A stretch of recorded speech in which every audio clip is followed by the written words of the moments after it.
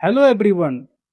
Today we are going to discuss an essential molecular biology technique known as real-time PCR or qPCR.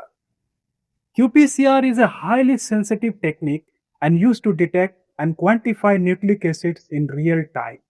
During the amplification process, unlike conventional PCR, which only provides results at the end of the reaction, qPCR allows researchers to monitor DNA amplification as it occurs in real time. The principle of qPCR based on the fluorescence detection. At the target DNA is amplified, fluorescence signal increases proportionally along the amount of DNA present in the sample to be measured accurately. The reaction mixture contains DNA, primers, DNA polymerase, nucleotides, buffers, and a fluorescent dye or probe. Common fluorescence systems include Cybergreen and Tacman probes. The qPCR process consists of three major steps. First is denaturation, where double-stranded DNA is separates into single strands. Second is annealing, where primer is bind with the strands where primer bind to the target sequence. The third is extension, where DNA polymerase synthesizes new strands. During each cycle, fluorescence is measured by the instrument. As amplification proceeds, the fluorescence signal increases. The cycle at which fluorescence crosses a predefined threshold is known as CT value. CT value is very important, or it is also called as cycle threshold.